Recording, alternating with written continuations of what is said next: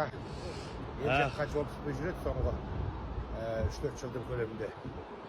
Сол биыл елге келіп Зайсанға барып әкемнің биыл туғанына 90 жыл, шешемнің өмірден қайтқанына 30 жыл, соған орайластырып Құдай тамақ беріп Құран хатым түсіріп келе жатқан жағдай бар. Елдің жағдайы жаман емес көрінеді. Аралап көрдім, халық тоқ. Әрине ұсақ-түйек бір кикілжіңдер ел болғаннан кейін арасында сөз, қазақ болғаннан кейін қазақтың өзіне сөзім дегендей жағдайлар бар енді. Оның бәрі соншалықты бір қоғам үшін күрделі мәселе емес. Оның бәрі жаңағы ежелгі қазақтың ауыл арасында, ұру арасындағы кезіндегі әңгімесі сияқты сондай күш-күштің төңірегі. Оның бәрі біздің жаңа Қазақстанға, жаңадан қалыптасып жатқан, өзгеріп жатқан елге соншалықты бір кері әсерін тигізбейді деп ойлаймын. Бізге ең бастысы елдің бірлігі керек, өзгеріске деген ұмтылыс керек, халықтың жаңаруға деген бір ыждахаты керек. Сол ыждахатты мен елдің бойынан байқадым. Соған Жақсы аға, иә, мына аға, рахмет сізге.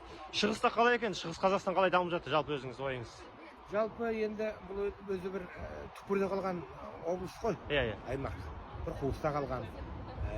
Мәселен, орталықпен байланысатын жаңғырған жолы бар. Автомобиль жолы, темір жолы да жаңғыр.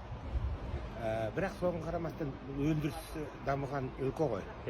Сондықтан жалпы елдің шығыстың жағдайы жаман емес сияқты. Мен мысалы Өскемен қаласының өзінде мынау ертістің сол жағындағы өсіп жатқан күшті деген Жібек маталар ауданы.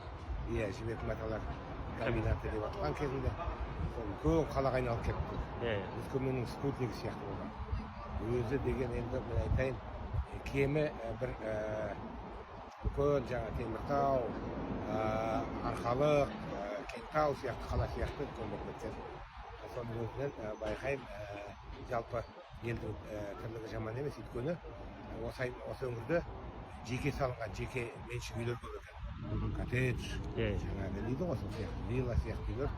Соның өзі бір белгі береді. Жалпы орта қазақтың ауқаты жаман емес екенін сездіреді.